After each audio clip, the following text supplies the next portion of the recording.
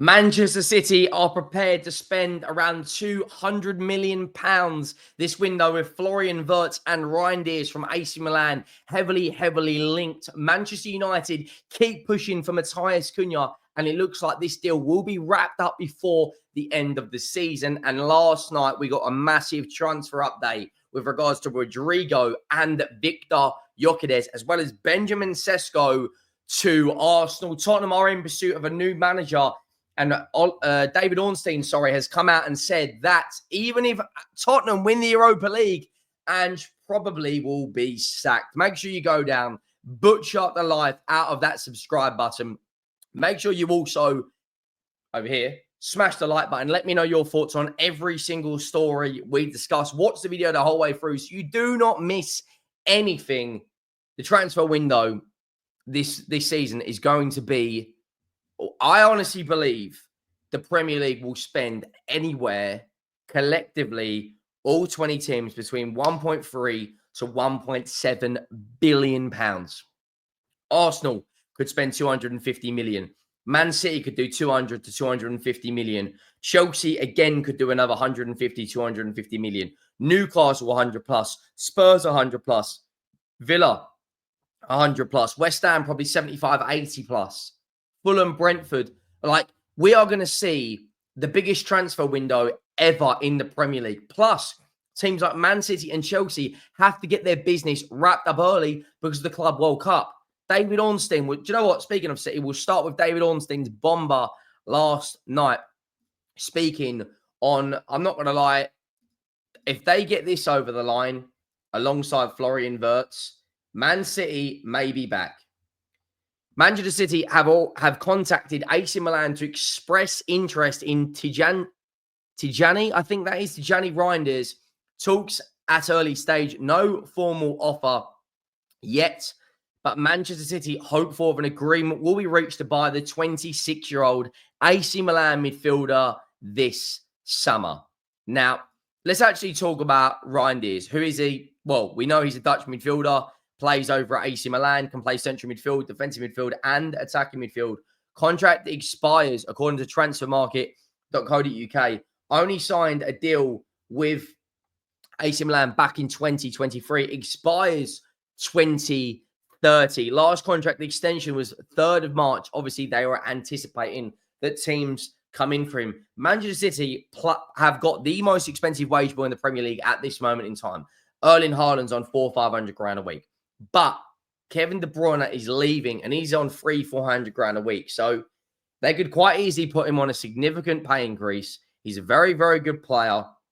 His record in an AC Milan shirt is good. As you can see, main position there on the right is a central midfielder, but can play DM and attacking midfield. He's got 10 goals in the league this season, which I believe, to my knowledge, is higher than any central midfielder Manchester City have got this season. Now, Kevin De Bruyne, to replace him, you're going to need 2 players. But his record in an AC Milan shirt, 100 games, 19 goals, and 9 assists. So that's roughly, 1 goal contribution every 4 games at, of course, Manchester City. Let's actually bring that up on the screen, his overall goal contributions. That's a pretty good record, to be honest. Played at AZ Alkmaar, played in the Champions League, played in the Europa League, played in the Conference League, qualification, Serie A. It's a very good return, 22 GA in 71 games for a central midfielder. I think he will be a very, very good signing for Manchester City alongside if they can get Florian Wirtz over the line. Now, the news that all Arsenal fans want to hear. Now, Sky Sports has spoken about, will it be Gyokeres or will it be Benjamin Sesko? Now, John Cross from the Mirror, Punch Drunk Arsenal put out last night saying, John Cross is correct. Arsenal will need to pay Viktor Gyokeres £200,000 a week to sign him, which they have told his agent they are willing to do. Complete package has already been presented to the representatives and the player is keen on the move. I believe, just my opinion, I could be wrong on this, Viktor Gyokeres, this guy right here, will be an Arsenal player before August. I think they are going to get this deal wrapped up. They're also heavily linked with Benjamin Sesko and Rodrigo coming out from Real Madrid. Now, there's an update Fabrizio Romano has given on Rodrigo, which we will get through very, very, very soon. Let me know your thoughts down below, Arsenal fans. Would you prefer Benjamin Sesko or would you prefer Viktor Gyokeres? Gyokeres' stats are absolutely ridiculous. Daily AFC said yesterday that Arsenal would need to pay £60 million to sign Viktor Gyokeres, and that is coming out from John Cross. That is an absolute steal. A striker that has got a pedigree in the Champions League, 9 GA in 10 games this season, including 2 against Manchester City. His record in Liga Portugal is absolutely stupidly good. Now, look, let's be honest. The Premier League and Liga Portugal is a completely different kettle of fish in terms of overall quality. Some people are, because Arsenal are linked with a few good players, saying, look, he might be another Darwin Núñez. He might come over to the Liga Portugal. And look, don't get me wrong. That argument may hold some water. It may hold an element of truth. However, his pedigree, both on the national team, in Liga Portugal, in the Championship, in the Champions League, is very, very good. You bring in a creative player. They've already got Zubimendi done. They're just waiting to get the documentation and the paperwork signed, and then you'll see him in an Arsenal shirt. You bring this guy in alongside a left winger. They're linked with Rodrigo. They're linked with Nico Williams. They're linked with Semenyo from Bournemouth. You bring in more creative players. They probably need a creative midfielder as well, from my opinion.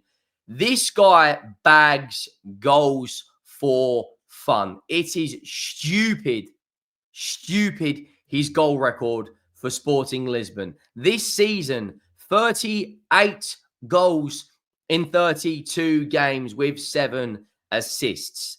He is going to be a monster in an Arsenal shirt once they get more creative players over the line. I mean, genuinely, he's going to be ridiculous.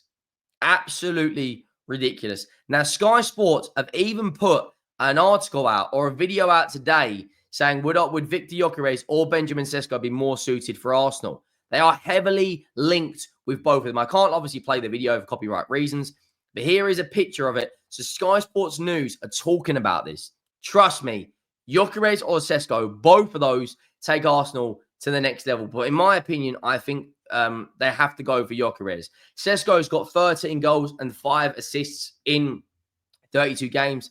He is, of course, 6 years younger, but I don't think he's got that experience to go and win now. He has got a very good record for Leipzig, but they aren't in a position to wait another 1, 2, 3 years. They need to bring in a striker who's hungry and prepared to... My phone is going off mad. They need to be prepared to go out there and get a striker that's going to bag goals for fun. You know, you look at Sesko's record, right? 39 goals in 86 games. Or you sign a guy that's got, 100 GA in 100 games. Look, don't get me wrong.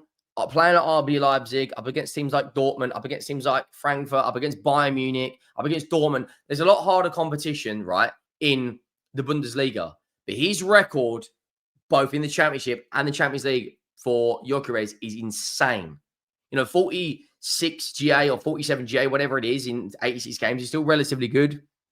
126 GA in his career in 223 for a 21-year-old.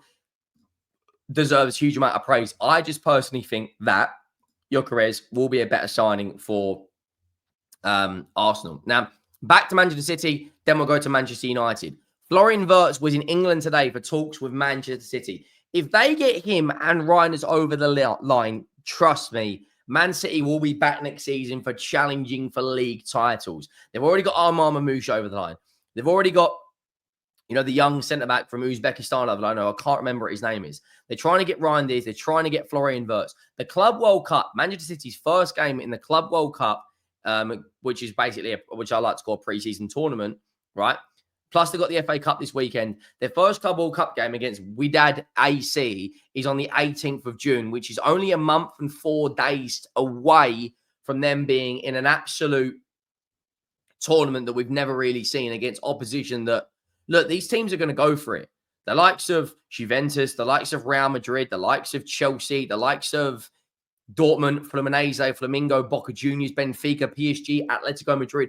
Everyone is going to go for this because the prize money is extraordinary. So they have to go and get Wirtz and Reijnders over the line. Otherwise, look, and imagine a midfield with Wirtz, Reijnders, and Rodri. That is going to be absolutely ridiculous.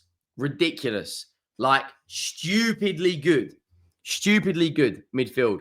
Now, the last bit we are going to finish on is Manchester United with Cunha. Fabrizio Romano put out last night that there is no changes on the Manchester United and Matheus Cunha. Deal talks remain ongoing with only positive feelings on both sides. The deal remains at advanced stage, working on details of the agreement. Look, I'm not going to lie, this really pisses me off. How are they going out and getting Matheus Cunha when they're flipping 16th in the Premier League?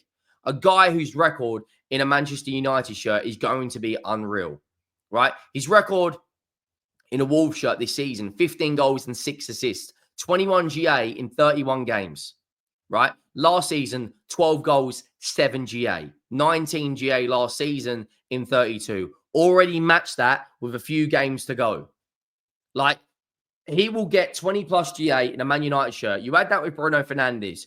You get a decent striker in someone like Liam Delap or someone with a bit more pedigree, maybe Victor Osimhen.